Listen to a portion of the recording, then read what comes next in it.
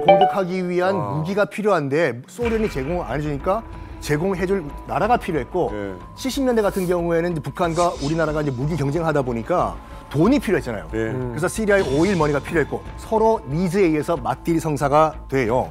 자, 어쨌든 간에 처음에는 북한이 재래식 무기만 제공을 합니다. 그러는 과정에서 1973년도에 4차 중동전쟁이 발생하는데 이때도 시리아가 대패를 해요. 여기서 하페즈가 아무리 봐도 이스라엘에게 큰 타격을 입힐 수 있는 한 방이 필요하다. 벌침으로 쏘는 독침 작전이라고 하는데 뭐냐? 스커드 미사일 장악. 스커드 미사일 장악. 그러니까 스커드 미사일과 화학 무기를 달라라고 김일성한테 제안을 해요. 줄 것인가? 김일성은 오케이. 맞습니다.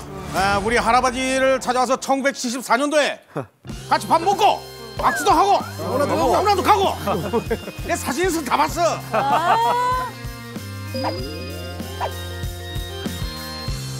그래서 74년도에 무기를 제공하니까 야, 평양이라는 곳은 어떤 곳인가 해서 하페즈 아사드가 평양을 방문합니다. 방문하니까 샤라라라라라 바로 이거야. 독재 천국이야? 반해버려요. 독재자의 천국. 그래가지고 74년도에 이제 하페즈 알 아사드가 평양을 방문한 다음에 나도 저렇게 해야 되겠다라고 하면서 북한식 독재 시스템을 그대로 수입을 해옵니다. 그래가지고 시리아 곳곳에 김일성 동상과 같은 하페즈 동상도 만들고 초상화도 깔아버리고 그때부터 중동의 북한이 됩니다. 시리아에 계셔서 시리아 내부 사정을 너무 잘 설명해 주셨는데 북한을 너무 좋아했던 것 같아요. 김일성을 너무 동경했던 것 같아요. 그런데 이게 사람이 너무 닮고 싶고 좋아하고 동경하다 보면 실제로 닮아가는 뭐 그런 게 좀 있잖아요. 근데 운명의 장난처럼 이 하페즈 알사드도 김일성이랑 똑같은 사인으로 사망해요. 심장마비로 똑같이 죽어요.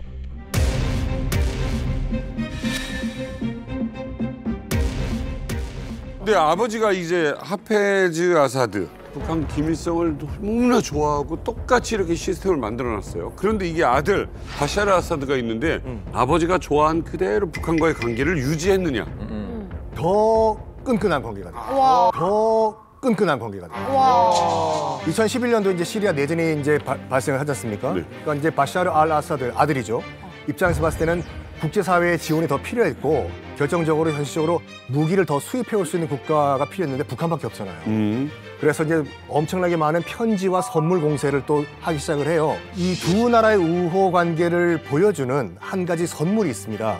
이게 뭐냐면은 그 다마스커스의 장검이라는 게 있어요. 이게 굉장히 의미가 있어요. 뭐냐면 십자군 전쟁은 거의 200년 동안 8차에 거쳐가지고 이슬람 세력과 이제 기독교 세력이 충돌했습니다. 이슬람이 이겨요. 기독교가 져요. 그러니까 이슬람인들은 어떻게 생각하냐면 이 모든 것은 다마스커스의 장검이 지켜줬다라고 믿고 있어요. 왜냐하면 당시 십자군이 굉장히 점령하려고 노력했던 것도 다마스커스고 중요한 일화가 있는 게 당시에 십자군의 리더였던 영국의 리차드 1세 사자 신왕, 이슬람의 지도자였던 살라딘이 다마스커스 근처에서 삼국지식 1대1 장검 싸움을 벌여요. 칼 뽑아 쫙!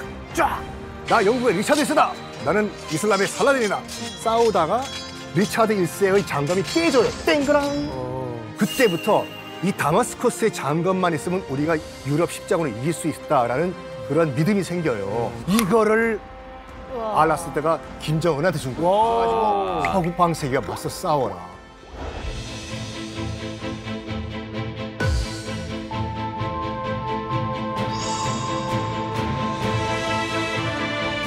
앞으로도 계속 온 세계의 자조화를 위한 투쟁에서 제국주의자들과 강경하게 맞서 승리만을 이룩하시기를 바라는 바샤르 알 아사드 대통령이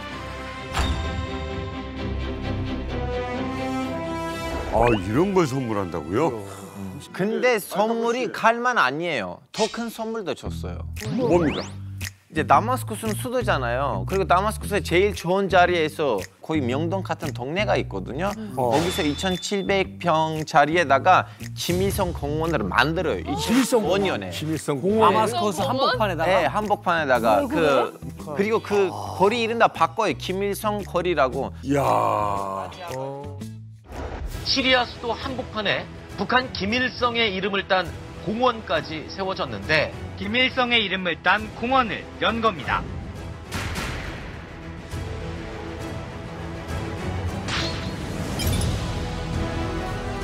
자, 시리아 수도 다마스크 한복판에 김일성 말도 안 돼, 말도 안 돼. 김일성 파크.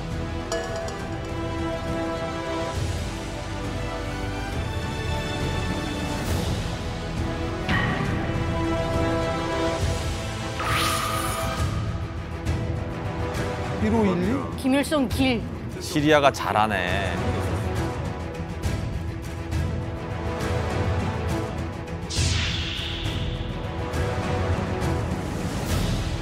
잘하네 정말. 와. 그러니까 우리도 뭐 테헤란로 있고 맞아요. 뭐 이런 건 있을 수 있잖아. 뭐 파리 공원이 있고. 근데 이거는 김일성 공원을 만들어냈어. 네. 까만 물밑자국으로 물 많이 줬나 봐요. 그러니까 뭐 저렇게 공까지 만들고 뭐. 근데 2022년부터 2년간 김정은이 주고받았던 그 친서들이 있잖아요. 네. 그게 보니까 러시아하고 뭐 중국하고 주고받은 게 아니고 저쪽 그 시리아 쪽하고 주고받은 게 더 1위로 많다는 거예요. 그러니까 러시아하고 중국보다도 시리아와 펜팔 친구 맺어가지고 맨날 이렇게 편지로 이렇게 주고받았던 거죠. 그래. 그리고 뭐 혁명동지 개념. 특별하게 좀 조사해온 게 있습니다. 뭡니까? 바로 이겁니다. 이 김정은과 이 바샤르가 너무 똑같아서 둘이 친해질 수밖에 없는 이유가 있습니다. 친해질 수밖에 없는 이유. 네, 재밌다 이거. 바로 첫 번째는 바로 둘 다 모두 젊은 나이에 권력을 물려받았습니다. 그러네. 또래네. 김정은 그리고 바사르 둘 다 이제 아버지의 급사로 인해서 비교적 젊은 나이에 권력을 세습했죠. 야. 아사드가 1965년생이에요. 84학번이네. 나보다 2살 어려요. 근데 아버지가 2000년에 사망했을 때 네. 34세였거든요. 이제 그때 권력을 이제 승계를 했고요. 김정은 같은 경우는 1984년생인데 2011년 말에 이제 아버지 김정일이 숨졌잖아요. 그 당시에 27살이었습니다. 그러니까 하나는 34, 하나는 27에 이제 권력을 일찍 세습받았다는 공통점이 있죠. 네, 자, 다음은 두 번째는요. 이 김정은과 바샤르의 공통점 두 번째. 바로 장남을 제치고 권력을 물려받았습니다. 그렇죠, 그렇죠. 유럽에서 유학한 유학파입니다. 영국 남자 런던. 보통 이 조선시대 때도 후계 구도의 어떤 정통성이 흔들리지 않으려면 장자 세습을 원칙으로 합니다. 그런데 김정은 같은 경우는 굉장히 공교롭게 김정철이 굉장히 뭐랄까 좀 남성성이 떨어진다? 호전적이지 못하다는 이유로 후계 구도에서 배제됐잖아요. 근데 바샤르 같은 경우는 바샤르의 친형이 있었어요.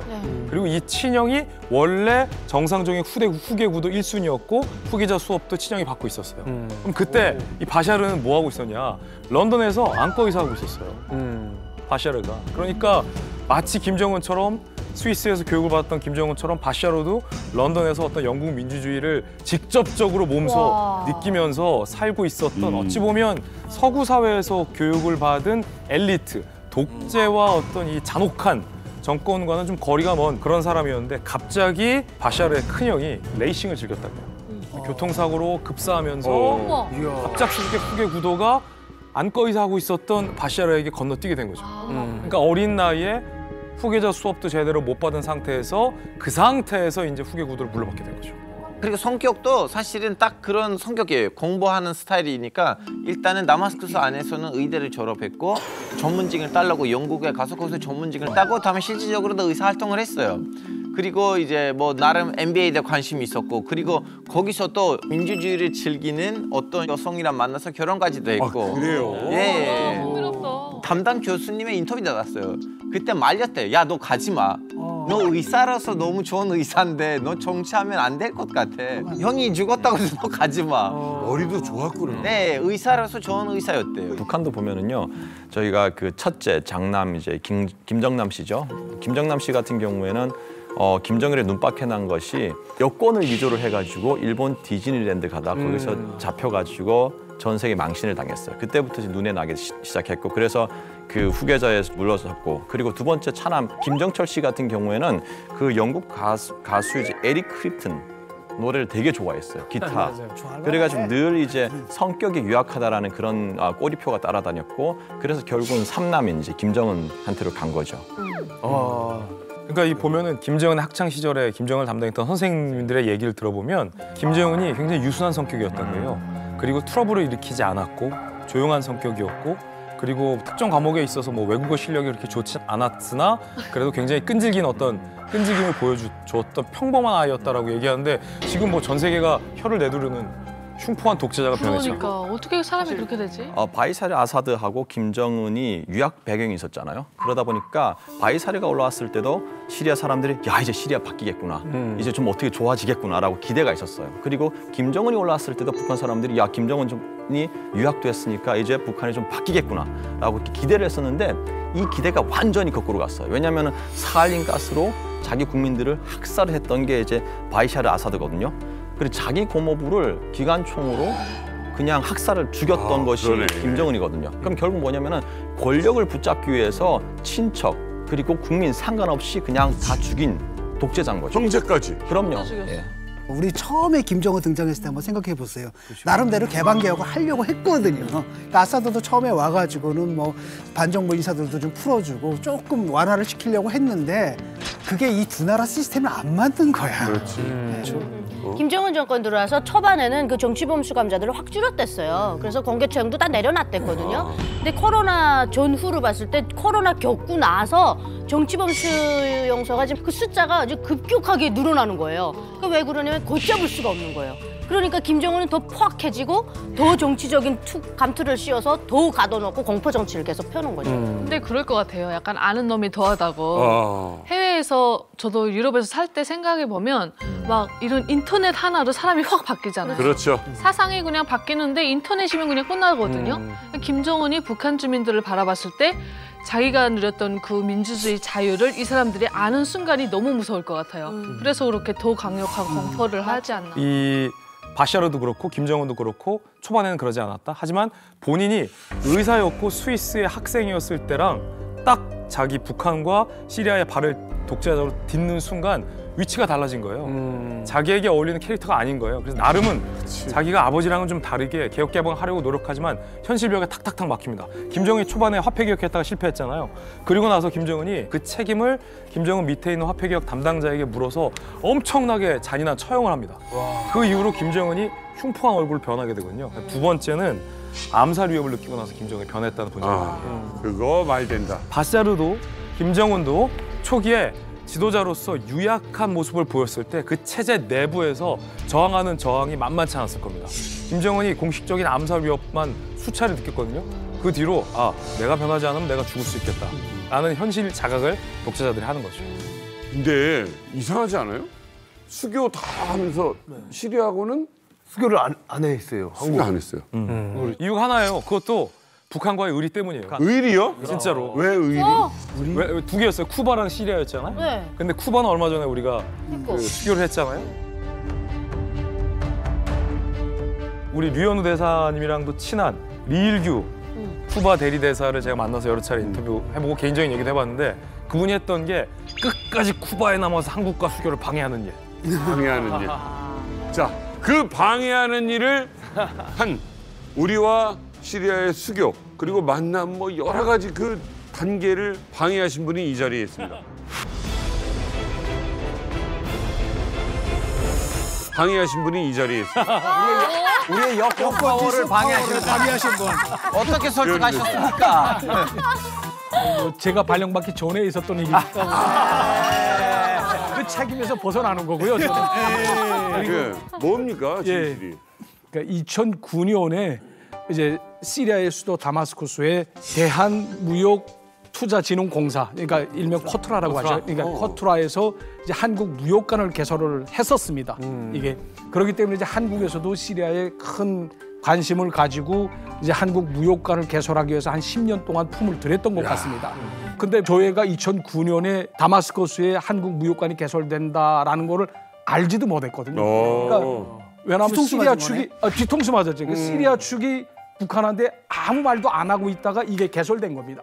하다 나니까 대사관 측은 완전 뒤통수를 맞은 거랑 같죠. 대남 사업을 전문으로 하고 있는 공작원들도 또 따로 있습니다. 그러니까 그 사람들 손을 통해서 이제 평양이 보고가 된 거예요, 이게. 그러니까 거꾸로 지금 현재 문책이 들어간 겁니다. 니네 그것도 하나 못 알아보고 뭘 했냐 하면서 완전 엿먹었죠. 그다음에 이걸 당장 조지시키라. 그래서 대사랑 같이 가서 이걸 뭐 막기 위해서 애를 썼는데 이미 다 뭐 엎질러난 물이니까 할 수 없었던 거죠. 그래서 이제 일부 사람들은 개관식 전에 이제 한국 무역관에 가서 막 행패질도 하고 소리도 지르고 이렇게 망동을 부렸다고 합니다. 어쨌든. 예. 근데 문제는 이제 문책입니다.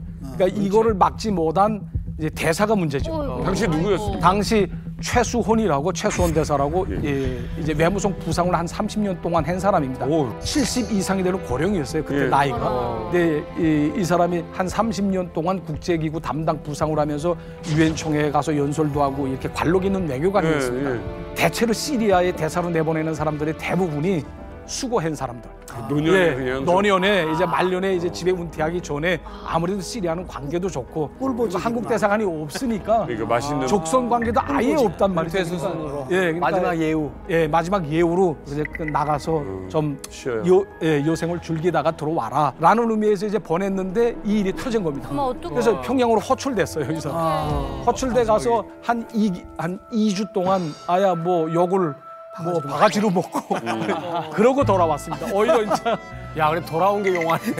다행이다. 근데 70이 지났으니까 뭐 이분 보고 뭐라고 할 뭐 건덕지는 없죠, 솔직히 말하면. 결국은 시리아도 북한을 왕따시킨 거네. 예, 그러니까 2006년부터 이게 시리아가 경제 개혁을 실시하면서 그때 이제 투자 유치도 하고 그리고 또 시리아에 자본주의 꽂힌 주식 시장이 생겨났었습니다.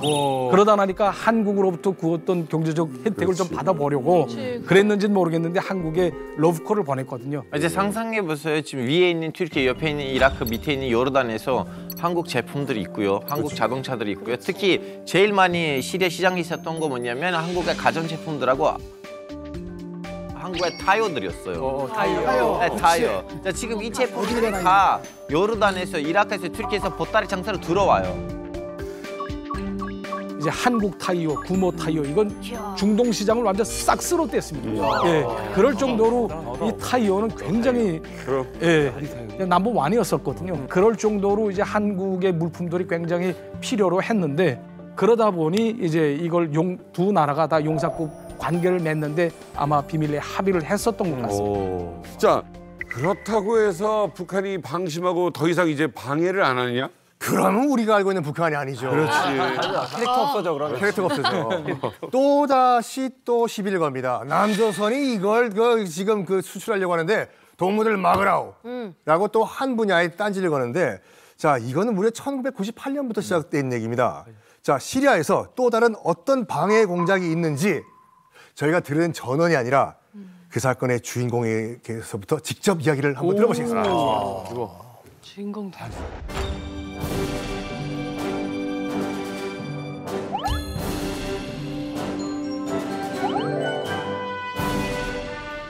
태권도 사범님. 멋있다. 일단 저희를 파견하는 제도는 그 외교부 산하에 한국국제협력단이라는 단체가 있습니다. 시리아에 태권도 사범을 파견한다고 해서 사실 남들이 가지 않는 변방의 나라를 가서 태권도를 지도하자 그러한 마음으로 제가 시작을 했습니다. 제가 파견된 곳은 다마스쿠스 도시로 파견됐습니다.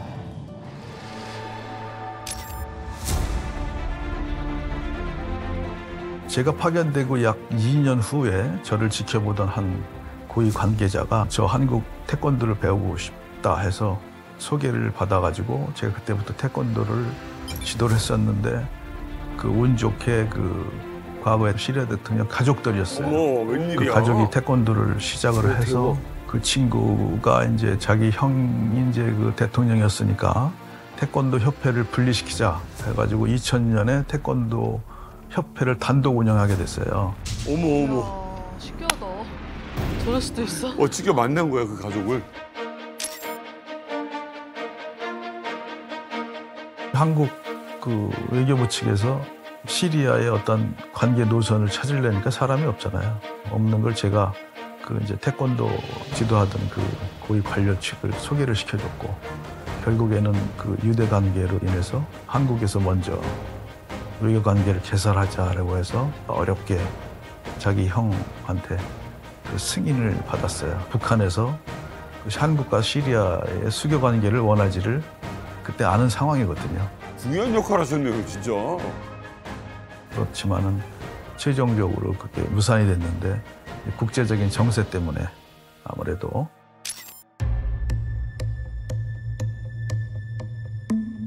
북한에서 방해를 했어요. 한국 상품을 못 들어오게끔. 뭐 제가 듣기로는 그래요. 그 북한에서 무슨 뭐 화학 공장인가 뭐를 세워줄 테니까 한국 사람 받지 말아라. 아유, 자기 자국민이나 배부르게 먹여라. 제가 태권도 그 활동을 하면서 이제 이런 고위직의 태권도를 가르친다는 것도 비밀리에 가르치고 저만 알고 있었죠. 저만 알고 있었는데 어느 날 저를 추방하겠다. 북한이네 완전. 북한도 참 열심히 일해. 태권도까지. 그래서 올 12월 달까지면은 당신의 임기는 끝난다. 이제 이런 게 표면적으로 나타난 게 그 북한의 방해 공작이죠. 추방한다는 레터를 보내는 거죠. 그리고 북한 사범을 파견하겠다고. 한국의 태권도가 시리아에 번성을 하게 되면 많은 사람들이 알게 되고 그런 영향으로 수교 관계가 이어지면 자기한테 불리하니까 방해 공작을 세 차례나 했던 걸로 저는 알고 있습니다. 진짜 저렇게까지 하는구나. 자, 유현우 대사님. 우리 태권도가 시리아에서 인기 있는 게 그렇게 불편합니까? 그러셨어요? 그때 내가 보셨어요? 그랬어요. 1998년입니다. 제가 외무성에 들어가기 전이거든요. 다시 한번 또 강조를. 그래도 이런 이야기는 전에 들었을 거 아니에요? 예, 시리아에서 한국 태권도의 위상이 굉장히 컸다고 합니다. 이거는 북한의 입장에서는 배 아파서 참지 못하는 거죠, 이거는. 그래서 이제 공작을 하게 됩니다. 그러니까 이 태권도 사범을 추방시키기 위한 공작에 이제 들어갔는데 필요한 사람들을 만나서 태권도 사범을 좀 이제 내보내 달라라고 얘기를 했어요. 그러니까 얘기를 하니까 이제 시리아 측에서 알았다. 우리가 잘 알아서 처리하겠으니까 마음 놓고 가라 해서 본국에다 북한 대사관에서는 이 사람을 다 추방시켰다. 완료된 거로 보고를 했습니다. 근데 훗날에 알고 보니까 이제 반전이 있었던 거죠. 대통령 동생이 마히르라는 동생이 있습니다. 이 동생 내 이제 아이들을 이 태권도 사범 전상호 사범님이 가르쳐 줬습니다. 그러다 나니까 이 사람들하고 끈끈이 이제 연기가 된 거예요. 그래서 대통령 조카들 덕에 이분이 추방되지 않고 이분이 운영하던 그 도장을 다른 데로 옮기고 이제 숨어서 활동을 했다고 합니다. 2010년에 제가 시리아에 가니까 이제 이때 뭐 추방됐다고 하던 이분이 이제 위상이 높아져가지고 한인 시리아에 있는 한인의 회장을 맡아서 하고 있어. 예, 끝까지 계셨네요. 예, 끝까지 계셨다고 합니다.